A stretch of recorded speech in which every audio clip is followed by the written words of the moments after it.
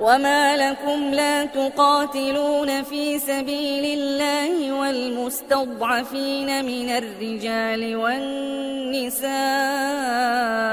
والولدان الذين يقولون ربنا أخرجنا من هذه القرية الظالم أهلها واجعل لنا من لدنك وليا واجعل لنا من لدنك نصيرا الذين آمنوا يقاتلون في سبيل الله والذين كفروا يقاتلون في سبيل الطاغوت فقاتلوا أولياء الشيطان إن كيد الشيطان كان ضعيفا ألم تر إلى الذين قيل لهم كفوا أيديكم وأقيموا الصلاة وآتوا الزكاة فلما كتب عليهم القتال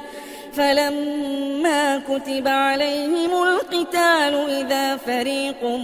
منهم يخشون الناس كخشية الله أو أشد خشية وقالوا ربنا لم كتبت علينا القتال لولا أخرتنا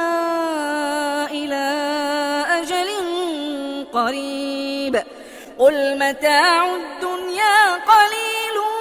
والآخرة خير لمن اتقى ولا تظلمون فتيلا أينما تكونوا يدرككم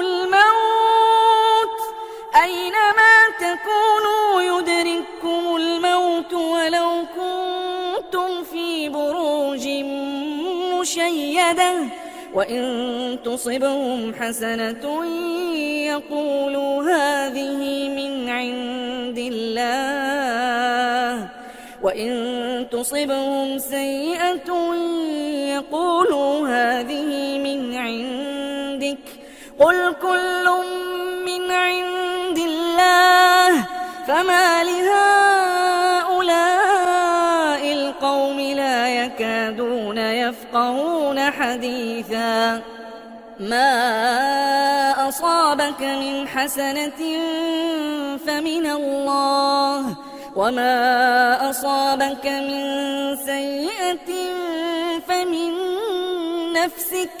وأرسلناك للناس رسولا وكفى بالله شهيدا